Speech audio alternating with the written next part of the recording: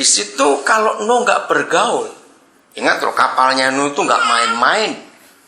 Seluruh binatang masuk. Ingat nggak cuma kelinci dan kucing dibawa. Betul nggak, yang gede-gede dibawa juga, semuanya masuk. Dan bukan cuma binatangnya dibawa masuk, makanannya pun disiapkan. Itu katakan sampai 7 tingkat, gede sekali. Bayangkan zaman dulu belum ada paku, belum ada lem. Bagaimana itu nggak bocor? Oke, kita nggak usah musingin itu, sudah terjadi. Yang penting adalah begini, bagaimana Nuh bisa buat? Nah, karena bergaul. Jadi papan dikte, begini bisa dengar. Karena pergaulan itu. Setelah kisah Nuh, kita lihat kisah Abram. Ingat kisahnya? Dia dipanggil, tinggalkan keluarga orang tuamu, sanak saudara, negerimu. Pergi kemana nggak dikasih tahu. Kekristenan itu dimulai dari Abram. Maka seharusnya semua orang Kristen harus mengikuti cara Abram. Contohnya aja, misal kita di San Jose, malam ini belum tidur, toh ada suara, besok kamu ke airport. Kemana? Pokoknya ke airport dulu. Nggak tahu kemana loh. Abram nurut. Dan dia nggak sendiri, bawa istrinya, bawa kemenakannya, bawa ternak begitu banyak.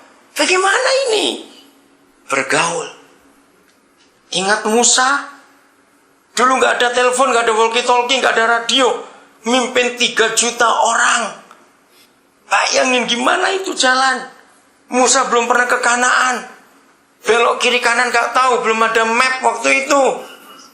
Apalagi GPS. Iya toh.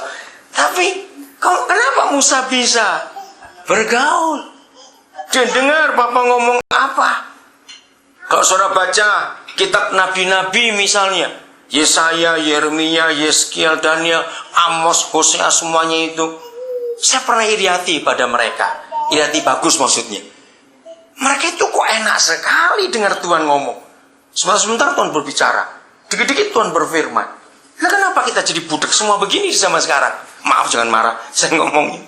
Yang seharusnya, dengarkan, seharusnya masa kita hidup setelah Tuhan Yesus datang, harusnya kita lebih dekat dengan Bapa di surga daripada saudara kita di zaman itu. Karena jalan kepada Bapa belum terbuka. Tirai itu belum dibelah, Yesus belum mati. Tapi mengapa mereka bisa begitu dekat dengan Bapa? Kenapa kita ini sulit? Maaf, jangan tersinggung lagi. Mengapa setan lebih gampang bicara dengan dukun? Berapa kali kita amazed, dukun-dukun itu setannya bisa ngomong, bisa begini. Ingat, apalagi kita orang-orang Tionghoa, Jamsi itu kok enak kali jawabannya. Betul? Kenapa itu? Nah, seharusnya kita lebih percaya bahwa Bapak kita bisa bicara sampai hari ini kepada kita. Dia masih bisa bicara. Masalahnya kita belum tahu kalau dia itu bisa kita ajak bergaul. Luar biasa. Jadi kita harus bergaul dengan dia. Oke, saya beri contoh satu ayat. Keluaran 33. Ayat 11. Coba salah seorang baca ayat ini. Wah, hebat sekali. Tuhan berbicara kepada Musa dengan berhadapan muka. Ya. Seperti seorang berbicara kepada temannya. Iya, stop sampai situ. Saudara percaya firman ini masih berlaku untuk kita sampai hari ini? Iya. Tuhan berbicara kepada Musa berhadapan muka. Seperti seorang bicara pada temannya. Ini dulu. Maka itu percayalah. Apa masih bisa berbicara dengan kita sampai hari ini? Dia bisa tuntun kita. Terus begitu, dia bisa tuntun kita. Bagaimana caranya? Kita ikuti apa yang Tuhan tunjukkan. Kita ikuti. Ada banyak cara dia bicara dengan kita. Enggak selalu audible, lewat kuping tidak. Seringkali lewat 2 cara. Satu lewat ide kita. Maka itu gini saudara, kalau saudara lagi perlu sesuatu dengan Papa di surga, lagi doa, lagi apa, bahkan maaf ya saya terus, doa pun di Alkitab tidak ditulis harus tutup mata, nggak ada loh. Jadi mau melek juga nggak dosa, nggak Gak apa-apa. Karena di Alkitab kita tidak ada satupun aturan tentang doa. Mesti berlutut, mesti begini, begitu. Tidak ada. Bebas. Karena ketemu Papa. Amin. Memang kalau tutup mata lebih Iya, boleh, bukan salah. Cuma saya beritahu bahwa di Alkitab tutup mata pun gak ditulis. Tapi boleh kita tutup mata supaya lebih konsentrasi. Iya. Jadi pokoknya gak ada caranya. Ya, dalam kondisi apapun juga kita boleh berdoa kepada Bapa. Karena itu bergaul. Maaf ya, saya kalau diajar oleh Roh Kudus itu hal-hal yang simpel, tapi betul-betul punya arti. Maaf, kita percaya Yesus itu Immanuel buat kita? Jawab ya atau tidak? Oke. Pernahkah kita sadar apa arti kata Immanuel? Betul. Pernahkah kita tahu bagaimana kerjanya Tuhan beserta kita? Ayo. Oke. Jujur atau jujur betul nggak? Dengarkan baik-baik. Tidak ada Tuhan di dunia ini yang pernah menyatakan dirinya seperti Yesus Tuhan kita. Aku ini Immanuel buat kamu. Aduh, ini mengharukan sekali. Nggak ada Tuhan lain. Hanya Yesus yang berkata aku Immanuel. Percaya 24 jam penuh dia tetap Immanuel? Loh, saya tanya, percaya 24 jam penuh sehari dia tetap Immanuel? Nggak ada satu detik pun yang dia nggak Immanuel untuk kita. Ini dahsyat sekali. Maaf. Semua agama di dunia, kalau ada di antara saudara pernah berasal dari agama lain, akan tahu. Kalau enggak, begitu lahir dan jadi Kristen agak sulit. Tapi percayalah saya, karena saya kumpul banyak orang-orang dari agama lain yang percaya Tuhan Yesus.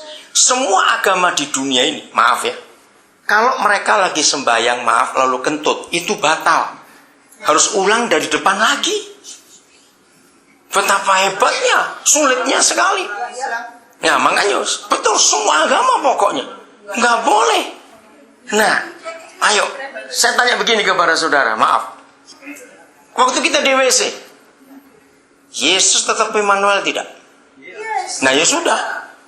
Saya kadang-kadang di mobil kalau dalam perjalanan. Nah boleh ngomong, betul. Nah ini contohnya, di mobil lagi masak, lagi di kantor, lagi apa saja. Di sini kita menemukan kata bergaul itu. Nggak kenal tempat, nggak kenal waktu, nggak kenal keadaan. Bergaul itu kapan saja, di mana saja, jam berapa saja, sedang apa saja. Katakan amin lagi sekali. Nah itu Papa. Kita bisa ketemu dia kapan saja. Maka itu Tuhan tidak akan marah kepada kita kalau kita doa lagi mandi. Bisa aja. Makanya, karena kita bukan agama. Kalau agama nggak bisa. Tempatnya khusus, pakai pakaian khusus, mesti begini. Wow, luar biasa. Nah, biarlah itu terjadi 24 jam penuh dalam hidup kita. Dalam kita bergaul dengan Bapa. Artinya, hadirkan dia karena dia Immanuel. Anggaplah dia ada di samping kita terus. Di mana saja kita berada, dia ada di situ.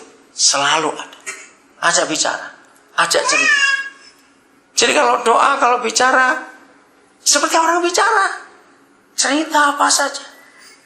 Saya terus bisa rusak. Jangan-jangan saya sudah Enggak.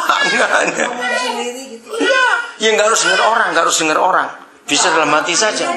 Di rumah nggak apa-apa. Sambil vacuum, sambil laundry, ngomong saja. Cerita, Papa terima kasih, saya lagi begini. Kalau hati gak enak, hati saya kok gak enak Tuhan, kenapa ini? Jadi yang bebas begitu. Nah, kalau itu kita kerjakan, wah kekesan kita akan luar biasa. Kita akan kenal dia itu maunya apa. Jadi kalau mulai hari ini kita mempercayai kebenaran ini, saudara, ayo kita lakukan dalam hidup Kristen kita seperti yang dia mau. Oke, kita lihat selanjutnya bagaimana hubungan kita dengan Tuhan. 2 Samuel pasal yang ke-5. Inilah bentuk-bentuk pergaulan kita dengan Bapa di surga. Mulai ayat 17. Ya. Ketika didengar orang Filistin bahwa Daud telah diurapi menjadi raja atas Israel,